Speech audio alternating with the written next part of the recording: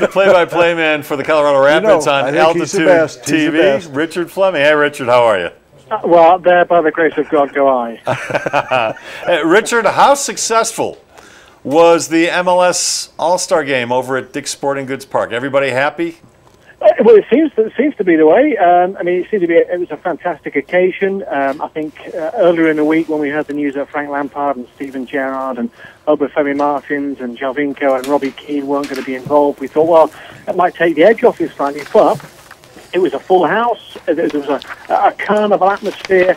And anybody that was there and witnessed Kaká and David Villa in full flight on Wednesday night, it was a joy to behold, because two of the best players in the world and on their day, two of the best players of all time, arguably World Cup winners, and there they were on the All-Star side. I think fans down the years have been so used to maybe seeing those kinds of players on the international side that have come in. Well, here was an MLS All-Star side that, even without those names that I've already mentioned, was still a star-studded side, and it had two Rapids players that saw some time in the second half as well, which was fantastic for the crowd.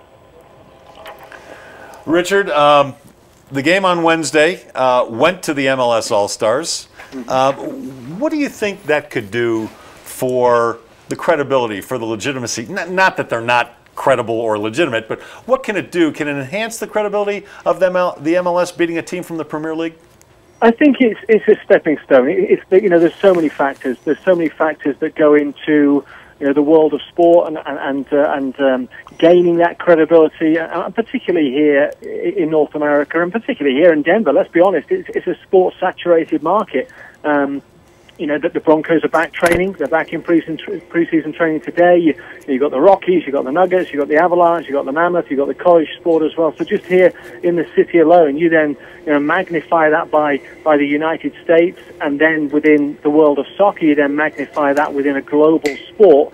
It's tough. It is a tough terrain, but I think MLS have gone down the correct route in the last few years. They've looked to attract that global team for the global audience to try and enhance MLS as a global brand. Now, earlier in the week, there was even talk, because of the players now on offer within Major League Soccer, because of the big high-profile names, Didier Drogba, who played for Chelsea, won Champions League, Premier League titles with Chelsea over many years in two spells, signed for Montreal Impact earlier in the week.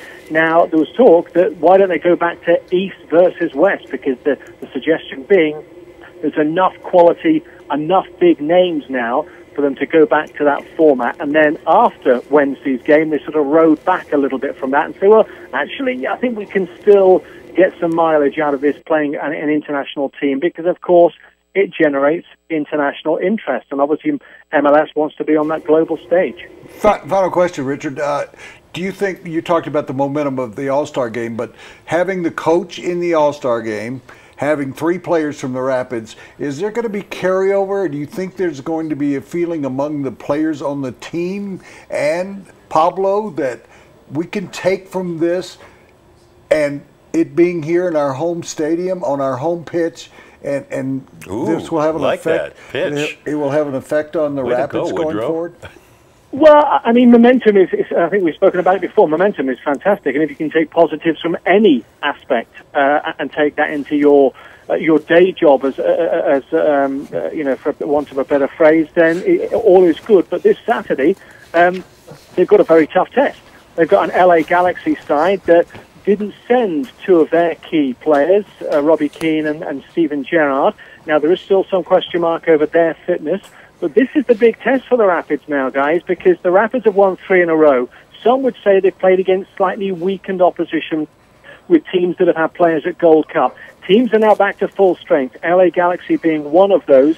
The Rapids last won 4 in a row back in 2003 when I was 17. And so, they've got their work cut out for the remaining 14 games. This is a big test for them at the weekend, but any momentum is good. Richard, really appreciate your time. Love having you on, and we'll talk to you soon, all right? Absolutely, guys. Take care. All right, Richard Fleming does play-by-play for the Rapids games on Altitude.